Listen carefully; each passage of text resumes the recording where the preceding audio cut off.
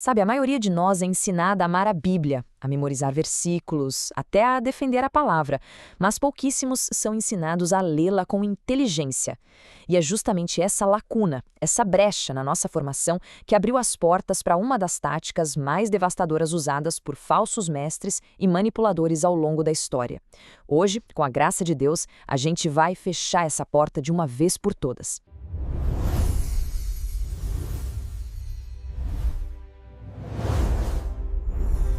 Graça e paz, estudiosos da palavra. Sejam muito bem-vindos ao canal Mestre da Didac. Se o seu desejo é sair da superficialidade espiritual e construir uma fé que seja inabalável, sólida e verdadeiramente bíblica, pode ter certeza, você chegou ao lugar certo. Antes da gente mergulhar neste estudo, já peço que você deixe o seu like, inscreva-se aqui no canal e compartilhe este vídeo com alguém que você sabe que precisa ouvir essa palavra. E se você quiser ir mais fundo ainda, conheça o material da nossa Escola de Desenvolvimento Cristão e Mestre da Didac. O link está aqui na descrição. Vamos direto ao coração do problema. A pergunta que vai guiar toda a nossa conversa hoje é esta: qual é a única e maior arma, o instrumento mais letal que um falso mestre tem no seu arsenal para tentar enganar o povo de Deus? A resposta, meus irmãos, é assustadoramente simples e está bem debaixo dos nossos narizes todos os dias. É isso! Apenas um único versículo, arrancado brutalmente do seu lugar, isolado de tudo que vem antes e de tudo que vem depois. Existe um nome técnico para isso, exegese, que é quando a gente força o texto a dizer o que nós queremos que ele diga. O oposto da exegese, que é o trabalho humilde de extrair do texto o que o Espírito Santo originalmente quis dizer. Com essa tática de arrancar um versículo, dá para fazer a Bíblia justificar praticamente qualquer coisa, até as ideias mais absurdas e perigosas, tudo com uma aparência de autoridade divina. Portanto, a primeira e mais importante regra de todas para se proteger de enganos espirituais é entender uma coisa: o poder do contexto. Essa é a nossa linha de defesa fundamental. Guarde bem esta frase. Anote, memorize, coloque na sua mente e no seu coração. Ela é muito mais do que um ditado inteligente. Ela é uma lei de proteção espiritual. Um princípio que a gente não pode negociar para ter sanidade teológica. Sempre que um texto bíblico é apresentado sem o seu devido contexto, pode ter certeza, ele está sendo usado como um pretexto para alguma agenda particular e não como a palavra de Deus revelada. E agora, vamos ver como isso funciona na prática. E olha, isso aqui chega a doer. Pense em Jeremias 29, versículo 11. Talvez seja o versículo mais sequestrado do seu contexto hoje em dia. A gente vê em canecas, camisetas, ouve em sermões, sempre como uma promessa pessoal de sucesso e prosperidade imediatos. Mas qual é o contexto original?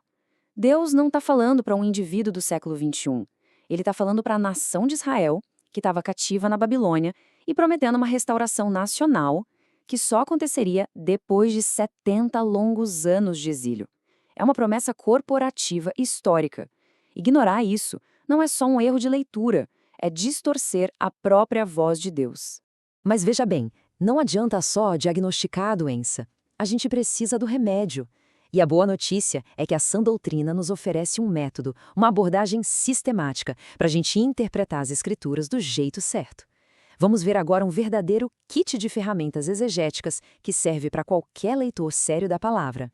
A palavra pode até parecer complicada, não é? E hermenêutica, mas a ideia por trás dela é bem simples. Ela vem do grego hermeneuo, que significa simplesmente interpretar ou clarificar.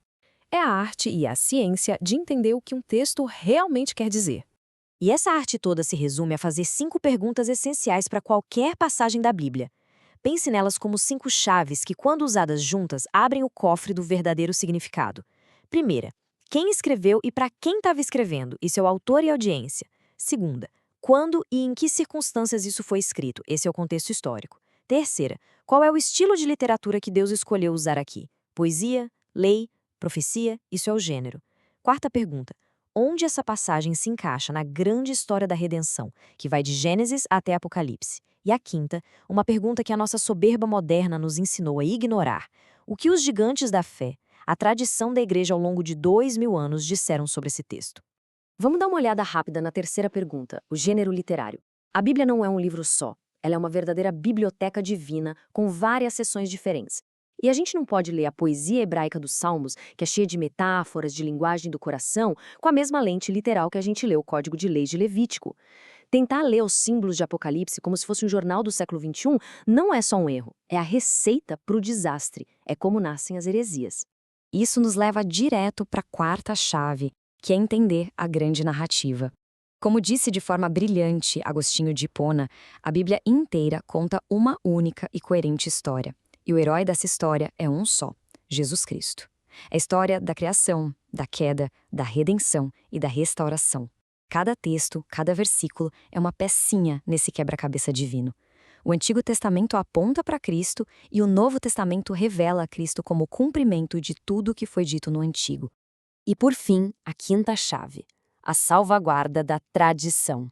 Sabe, na nossa era de individualismo radical, a gente é muito tentado a acreditar que pode interpretar a Bíblia sozinho, sem ajuda nenhuma. Isso, meus irmãos, é soberba e é um perigo. Se alguém aparece hoje com uma interpretação de uma passagem que ninguém em 2000 anos de história da igreja, de Policarpo Agostinho, de Lutero a Calvino, de Spurgeon a John Stott, nunca defendeu, a chance dessa nova revelação ser um erro grotesco é de 99,9%. A tradição nos protege do nosso próprio narcisismo espiritual. Agora, com essas ferramentas em mãos, a gente consegue finalmente sair da teoria e partir para a aplicação no mundo real. E essa capacidade de aplicar a verdade com profundidade é exatamente o que a gente busca desenvolver na nossa escola Mestre da Didac. Mas, antes de falar mais sobre isso, vamos ver como usar essas ferramentas para identificar ativamente um ensino que só quer manipular em vez de edificar. Usando essas ferramentas, os padrões dos lobos em pele de ovelha ficam muito claros. Fique atento porque os sinais se repetem.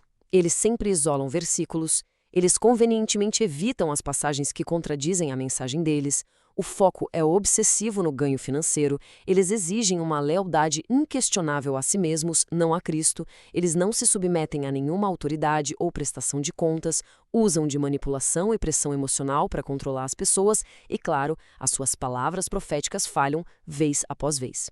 A Bíblia nos ordena a testar os espíritos.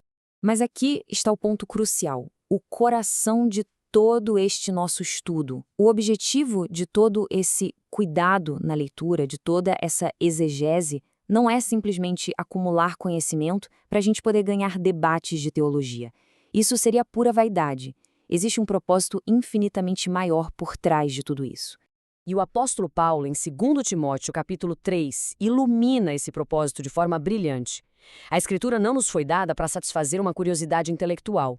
Ela nos foi dada para nos transformar, para nos ensinar a verdade, para repreender o nosso erro, para corrigir o nosso caminho e para nos educar na justiça. E para que tudo isso? Para que sejamos homens e mulheres de Deus perfeitamente equipados para uma vida que glorifica a Ele. A meta nunca foi informação, sempre foi formação de caráter à imagem de Cristo. Então, a pergunta que fica ecoando ao final do nosso estudo é esta. A maneira como você tem se aproximado da palavra está servindo apenas para informar a sua mente com fatos e doutrinas, ou ela está verdadeiramente sendo usada por Deus para transformar o seu coração, as suas atitudes, os seus relacionamentos? O aprendizado não para por aqui. Para sair da superfície e se tornar um aluno oficial da nossa Escola de Desenvolvimento Cristão, com acesso a cursos e trilhas completas, acesse agora, o link está na descrição. Não saia deste vídeo sem deixar o seu like, se inscrever no canal e compartilhar este estudo. Que a maravilhosa graça de Cristo, o amor de Deus Pai e as consolações do Espírito Santo guardem a sua mente e o seu coração. Edifique sua vida com propósito. Até o nosso próximo encontro!